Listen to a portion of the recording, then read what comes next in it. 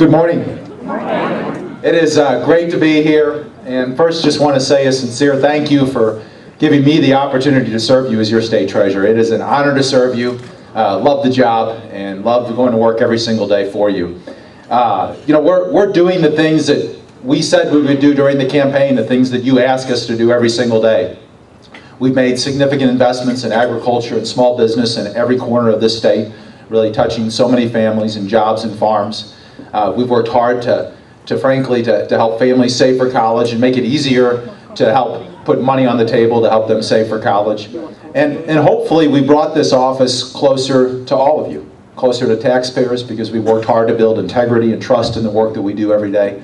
And ultimately let folks know that we can be effective, we can do more with less, and deliver more for Missourians.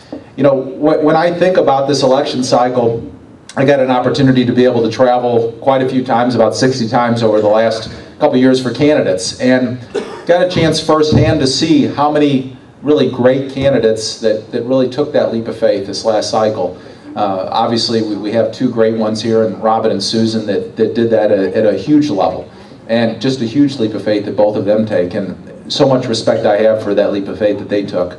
But also, we have candidates across the state, and specifically in Northeast Missouri, that I got to tell you, in any other election cycle, they'd be representing us right now. Any other election cycle. People like Carl Thompson, people like Rebecca, Linda Whitty and Wes. When you think about those candidates and you put them up against anybody, Democrat, Republican, you just put them up there as quality citizens, folks. These are people that you want to follow Rachel Bringer win the House and the Senate. These are good folks, and folks, it's important that we don't draw too many conclusions from one day. And when we think about going forward, we're really right on the issues. We know that there's nothing more important than a job if you don't have one. We understand that in the reality is that we stand up for our values and we stand strong as Democrats, but we better darn well find and identify ways to work together to get things done for the people.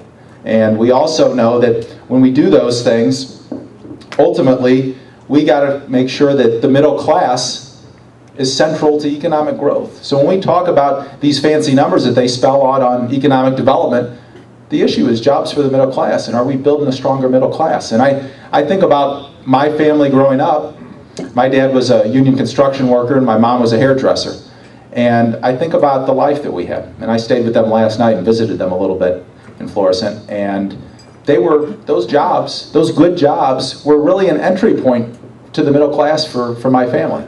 And that entry point, I didn't know it at the time, but that entry point, that key to get in there means a lot. It means a whole bunch, right? It allows you to be able to go to a quality public neighborhood school. It allows you to have access to different people that help you along the way. And ultimately, it indirectly opened up that door to college for the first time. So that connection between jobs and a strong middle class and education opportunities is so important. And when I walked onto a college campus for the first time, I thought, wow, this is a heck of an opportunity.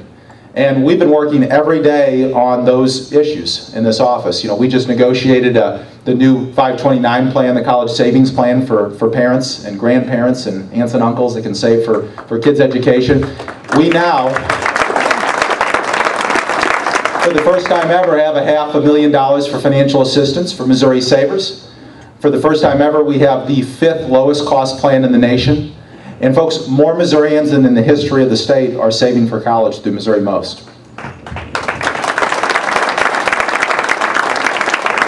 And when we took office, when we looked at the issue of small business and jobs, we focused in on agriculture and small business as a place that often gets passed over, that doesn't get the investment that it needs. We had 100 bank branches that used the state's low-interest loan program when I took office. We now have 300 bank branches in every corner of this state that use the program, $300 million that has been lent out, that's touched 8,000 jobs and farms in the state, that's made investment in entrepreneurs who are opening hardware stores, opening pharmacies, advanced manufacturing companies, health research companies. In every part of the state we've been able to touch. So I want to remind you that the impact that you make in an election on politics does have results.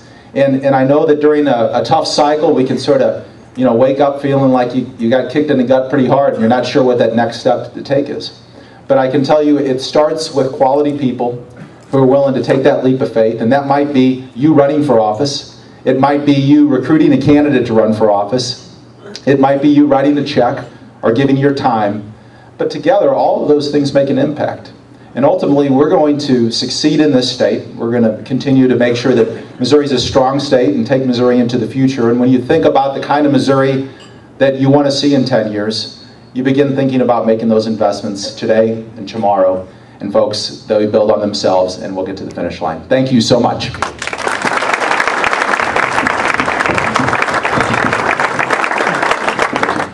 Introductions are important. Well, I got a chance to spend time, obviously, with Robin on the campaign trail and get a chance to know her even better than I did before. And as I said before, I just have the utmost respect for the work that Robin has done as Missouri Secretary of State. She has just done a great job as Missouri Secretary of State, folks. I mean, doing the things that you would expect. She's worked hard to help create a better environment for small business. She's done things to eliminate red tape and bureaucracy to make it easier for Missourians to do what they want to do. But I also saw her on that campaign trail, and I saw how she poured her heart into that campaign, and how the effort that she put forward, and that leap of faith that she took. And I'm so proud to be able to serve with her, and Missourians are lucky to have her.